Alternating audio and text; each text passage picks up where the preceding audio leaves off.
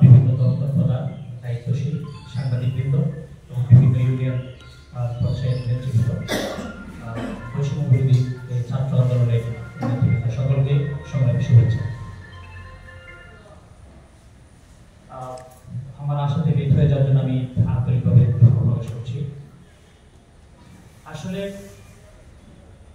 অনেকটাই বলা চলে যে আমরা হতাশ আবার আশাবাদী, যে আমরা তরুণ বা তারুণ্য যে স্বপ্ন উৎসাহ উদ্দীপনা একটি নতুন রাষ্ট্র বিনির্মাণের লক্ষ্যে যে চেতনা প্রেরণায় উজ্জীবিত হয়ে নিজেদের জীবন উৎসর্গ করেছেন, যে স্বপ্নে বিভোর হয়ে নতুন বাংলাদেশের দিকে ধাবিত হওয়ার যে লক্ষ্য উদ্দেশ্য নিয়ে কাজ করার চেষ্টা করছেন, সেখানে অনেকটাই বাধাগ্রস্ত হচ্ছে বিভিন্ন জায়গায়। আমরা লক্ষ্য করছি অতীতেও যারা খুব বেশি শক্তি দেখিয়েছে, একেবারে ক্ষমতা দেখিয়েছে, যে তার লাঠির জোর, লাঠিয়াল বাহিনী রয়েছে, তার পুলিশ সেনাবাহিনী বিজেপি র্যাব রয়েছে, তারা সেই জোরেই 16 বছর 17 বছর গুম, নির্যাতন, নিপীড়ন, হত্যাযজ্ঞ সবকিছুই চালিয়েছে। প্রশাসনতন্ত্রের মাধ্যমে তারা সারা বাংলাদেশের প্রত্যেকটা জায়গায় একটা দখলদারিত্ব, যে সন্ত্রাসীপনা, যে আগ্রাসী মনোভাব দেখিয়েছে, তারা কতর্ক করে হারিয়ে গিয়েছে মানুষের যে জনস্রোতে, বিপ্লবী জনস্রোতে তারা হারিয়ে গিয়েছে।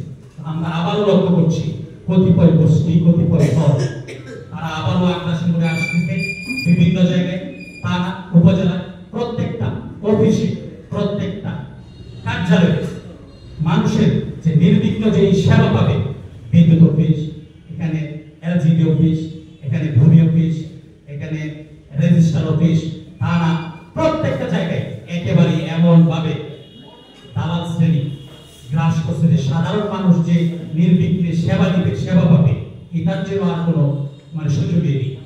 রাষ্ট্রীয় রাজস্ব হয় যেখানে এগুলি দখলদারিত্ব করা, এগুলি আমার ক্ষমতা আছে, আমার পাওয়ার আছে, আমি নিয়ে নিব, এই যে একটা সংস্কৃতি, এটা থেকেই কিন্তু আমরা বের হয়ে আসতে চাচ্ছিলাম।